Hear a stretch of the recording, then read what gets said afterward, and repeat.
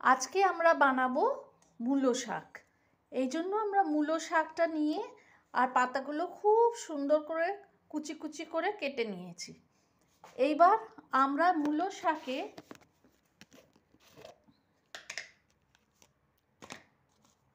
অল্প নুন দেব, পরিমাণটা খুবই কম দেব কারণ শাকটা বানালে রিডিউস হয়ে যায় অ্যামাউন্টটা।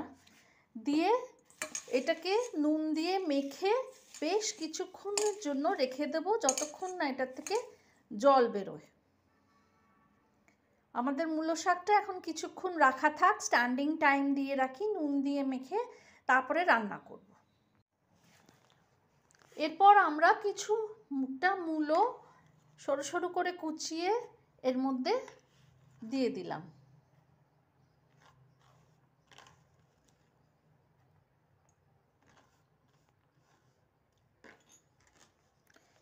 সেই নুন মাখিয়ে খানিকক্ষণ মূলো আর মূলোর শাকটা রাখা থাক, আমরা কিছুক্ষণ পর রান্নাটা শুরু করব। এবার আমাদের শাকটা অনেকক্ষণ রাখা রয়েছে নুন দিয়ে মাখানো। এবার আমরা প্যানে সর্ষের তেল অল্প দিলাম এবং ফোড়নের জন্য আমরা দেব একটু কালো জিরে ফোড়ন। অনেকে রসুন ফোড়ন দিয়েও করে, রসুন ফোড়ন দিয়েও করতে পারেন, কিন্তু আমি আজকে এটা কালো জিরে ফোড়ন দিয়ে করব। কালো জিরে ফোড়ন দিলাম, ফোড়নটা একটুখানি ফ্রাই হয়ে গেলে তারপরে আমরা এর মধ্যে শাকটা দিয়ে দেব।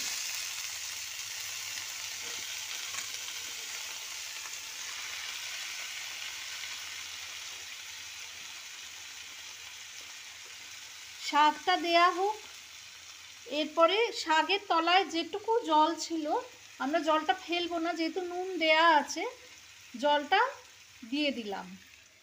আর নুন এক্সট্রা কিচ্ছু লাগবে না এর মধ্যে।